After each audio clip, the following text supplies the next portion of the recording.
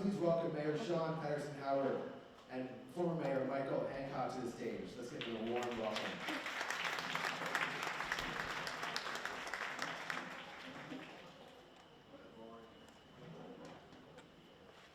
Are we live? There you are. How's everybody doing this morning? You enjoying Blooming Day? It is so good to see you all. I'm excited to be here. I'm Michael Hancock, the former mayor of Denver, Colorado. Anyone been to Denver? Yeah! All right. It's good, right? Y'all didn't take any of our product out of Denver, did you? You would have got arrested anyway. We're so glad to be here this morning. And I am so honored to be joined by my dear friend and the current great mayor of Mount Vernon, New York. Will you all please welcome the Honorable Shawyn Patterson-Howard, the mayor of Mount Vernon. And I want you to know and to see the person that you have in front of us. Not only is she a phenomenal mayor, but she's an equally wonderful, phenomenal person. Shawyn, some of you may have read this morning, on Mother's Day, lost her beloved mother, and still found time to be here today to be with you. When I spoke with her this morning, she shared with me that she had lost her mother on Mother's Day. She said, but I'm going to do what my mother would tell me to do, and that is to honor your commitment. So I'll see you at Blooming Day. So thank you for being here, Mayor, and to being a part of this. Thank you. You know, we had a plan to come here today to talk about systems, and we're going to talk about systems at Blooming Day. But the loss of your beloved mother, we were just talking backstage, the fact it creates an opportunity for us to kind of pivot a little bit and talk about systems. You are a social worker by trade, and you became mayor. And by the way, she is the 30th mayor of Mount Vernon. She is the first woman mayor of Mount Vernon, and the first, in 2023, became the first mayor in 20 years to be reelected to office. That just tells you how phenomenal she is. But we got talking about systems and how we've had to respond. Because in all of our lives, we're blessed and our parents lived long enough as we enter into our 40s and 50s and 60s of age, we ultimately begin to start caring for them and start changing the roles. My mother died 3 years ago. I'm here with Blooming Day as a Blooming Health because of when they told me what they do. I came on as an advisor and this is exactly what our nation needs, and that is systems. And so I'm going to ask you to just talk a little bit about how you and your family had to navigate systems to help your mother as she aged and needed a great deal of care for a lot of medical reasons. Well, thank you so much, Mayor, Michael, for having me here today. Good morning, everyone. Thank you for coming out and being ready to listen, learn, and participate. And so when we're talking about systems, yes, I'm a social worker, and going all the way back to the late 80s, I worked in HIV/AIDS. Back in the early 90s, I was a COBRA level case manager, so Medicaid reimbursable, understanding over 30 years ago about the social determinants of health, the fragmentation of our care and our support system and network, and how we had to build those together. And after working in AIDS for about 15, 20 years, I transitioned and started drug courts in the Hudson Valley region in about 7 counties, and creating that ecosystem and understanding it was housing, mental health, substance abuse, medical treatment, job training, behavioral health sciences. All of those things were important to taking care of the whole person. And so when it came time to take care of my mom or take care of my health or friends and family's health, I walked into it having an understanding of what the system was. The strengths of the system, the weaknesses of the system, and the holes of the systems. And you put in kind of like our pre-conference conversation about broken pipes.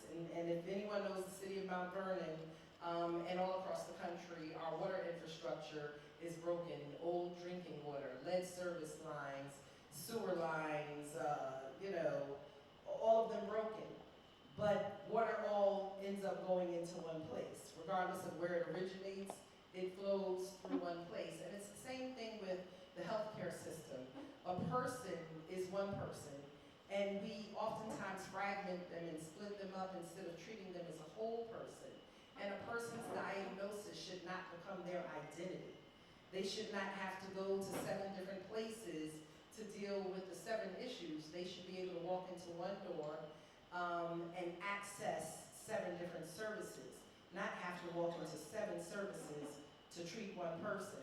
And so when it comes to healthcare and dealing with my mother, that's something we were able to build because of having indoor knowledge. And so Mom is a polio survivor. She had breast cancer. She had MS. She was on dialysis for the last 6 years, blood clotting disorder, and then anxiety from all of these medical issues.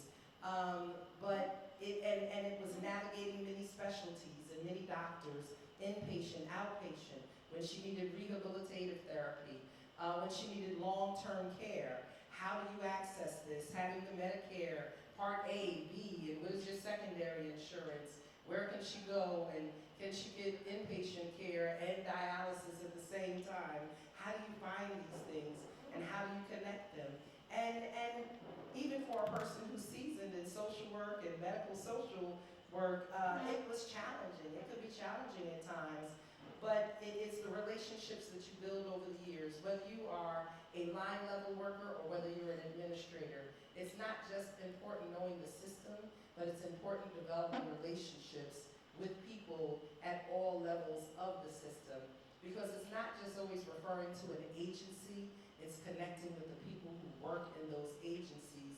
Because I may not say I want you to go to this hospital, I say I'm sending you there because this one is in the ER, and I'm sending you there because I know a doctor there, or I know someone in the Social Security office.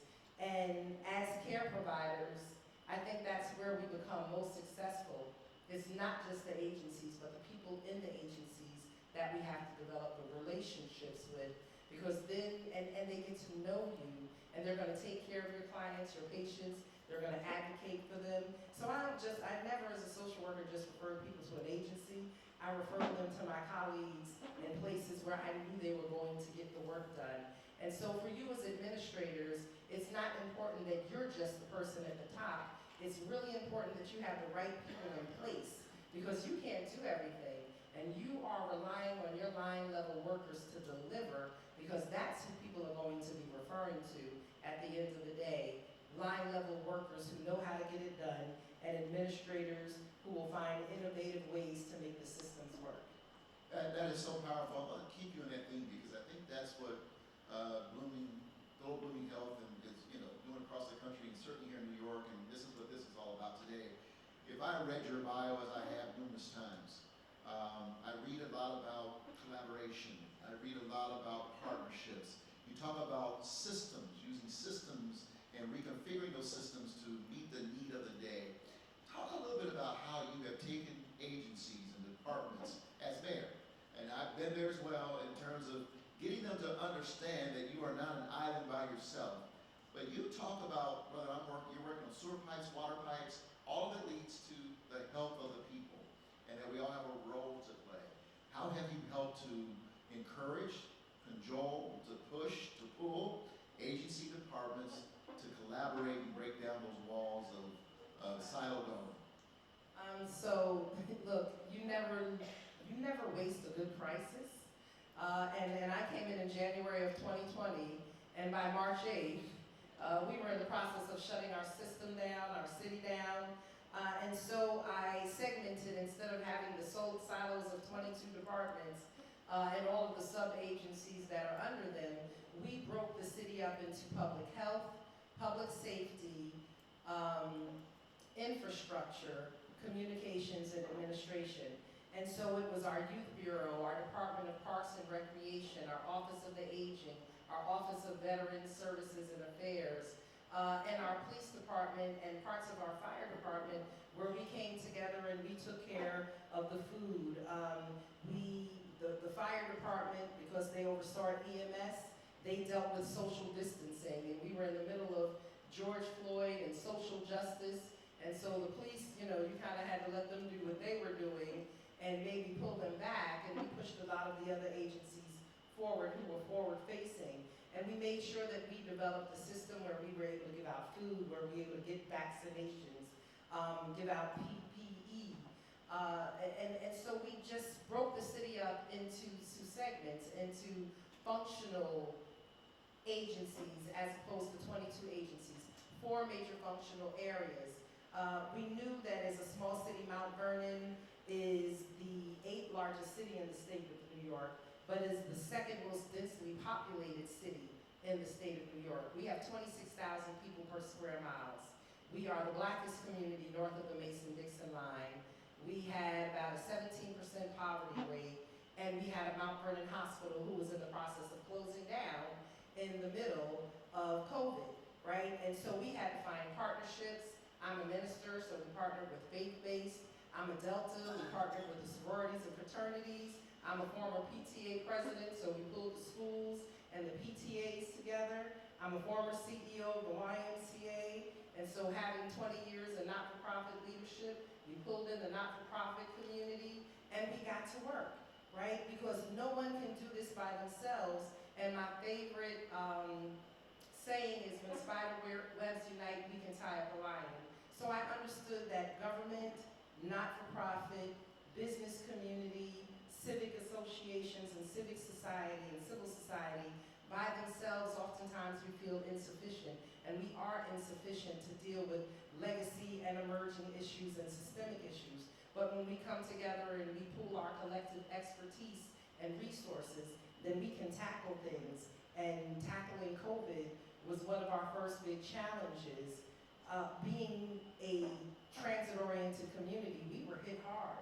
We were hit hard and we were devastated, and we had a hospital with no ICU and an emergency room that was diverting services. And so we had to become very creative, very quick, else our community would have been devastated. I think I turned the mic off. We've all changed since COVID. How has Mount Vernon and maybe surrounding communities, or even just your office and knowledge of systems, begun to rely on technology to become more social in how you serve the people of your city, particularly in the areas of health and social care? Absolutely. I think we've become more data-driven and more partnership-driven.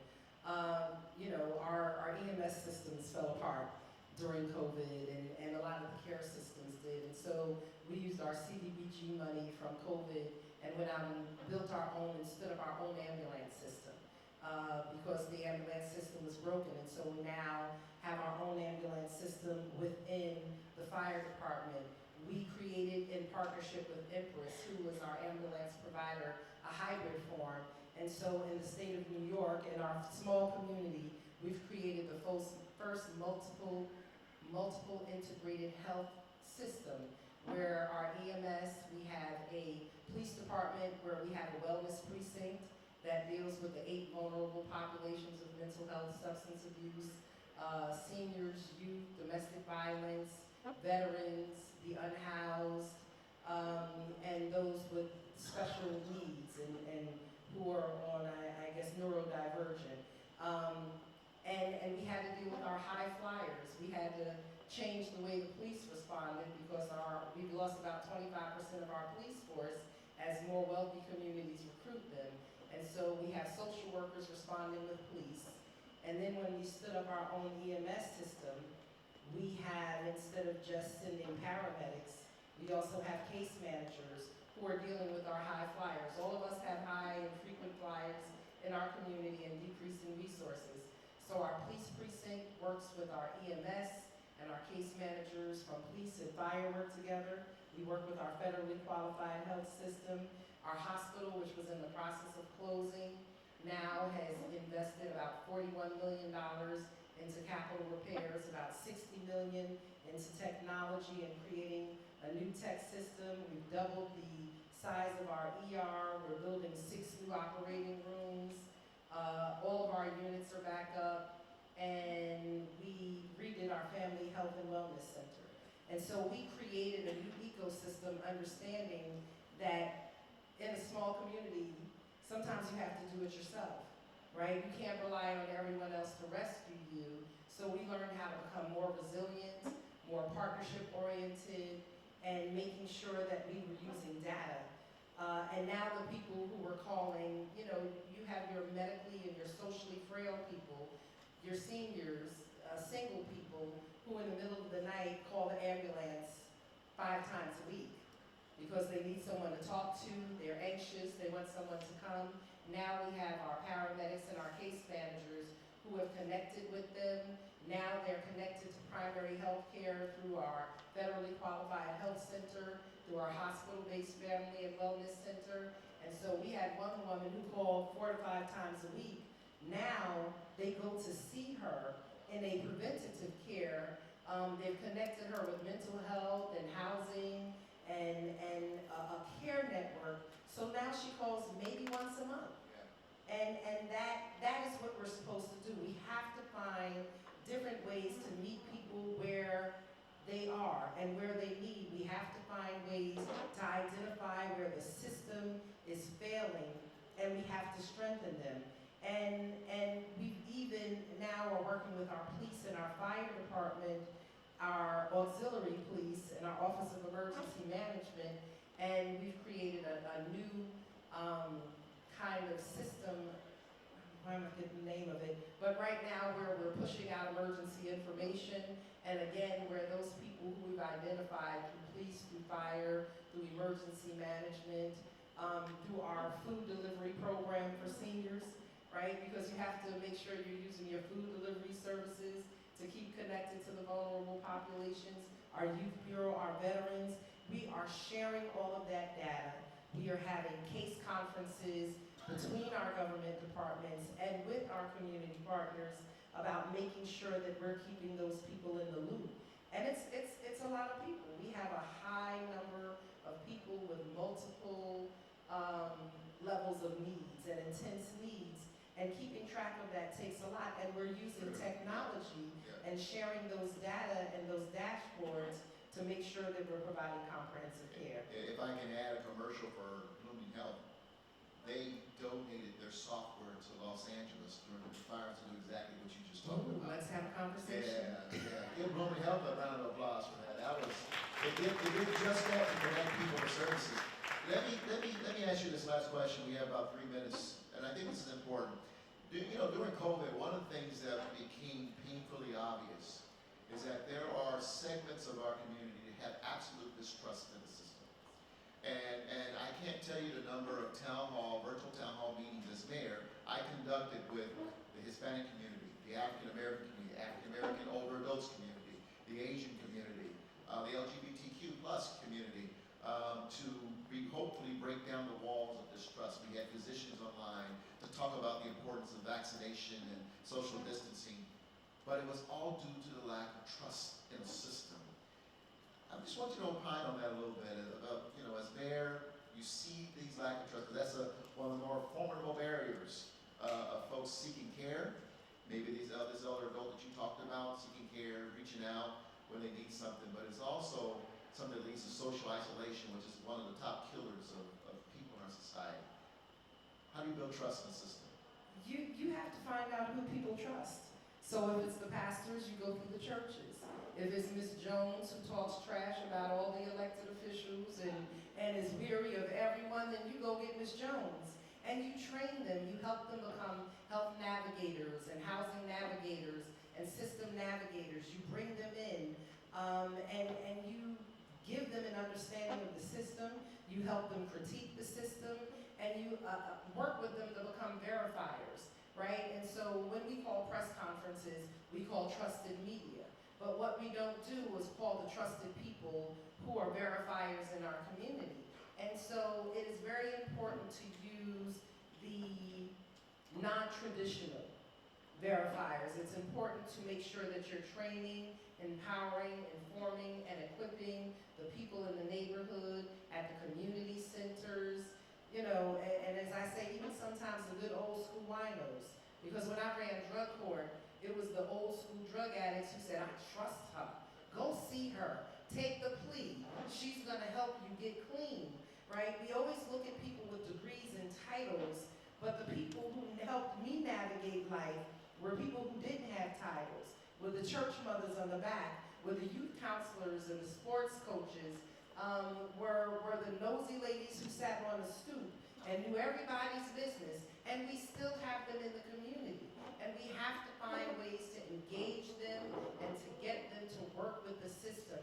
because they're going to be the whisperers against you if you don't use them. A bad press move is one thing. A bad press cycle is one thing. A whisper campaign will destroy your organization, will destroy your agency. They'll be like, you say, well, I'm going, so maybe I wouldn't do that. Oh, and I'm going, Those are the people who you have to engage. Those are the people who you have to gain their trust, and you have to utilize them. And we have to understand there is a difference between utilizing people and using people. People know the difference. And so if you only call them when you need a town hall because there's a controversy, if you only engage them when you're in the middle of a crisis, and you don't speak to them when you're flying high or you're designing a system, then you've already lost. Engage them early, engage them often, allow them not only to praise you, but to criticize you, and then take their advice and their direction, make pivots, allow them to become part of the change, because they will end up going from being your biggest whisper campaign at, opponents to your greatest warriors and advocates, and helping you to bring the very people who you cannot reach with your title, with your degree, with your subject matter expertise, and with your free meals at the community event that you want them to come to, sponsored by the pharmaceuticals. They will come. They will come. And so as an elected, I've learned not how to just knock on the doors during election. I still sit in backyards. I pull my chair up on a Saturday, my little canvas pop-out chair, and we'll have conversations, in the neighborhood about what we're doing right, what we're doing wrong. And if you can ask people what you're doing wrong and you're authentic and honest about it, they will tell you, and they will help you redirect how you do the work so that you can reach the people we say we're here to serve. Well said. Would you all help you give a warm thank you to Mayor Shawyn Patterson-Howard.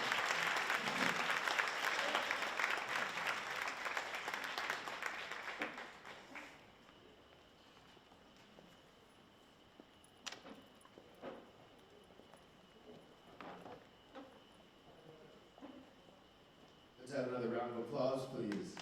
Thank you so much.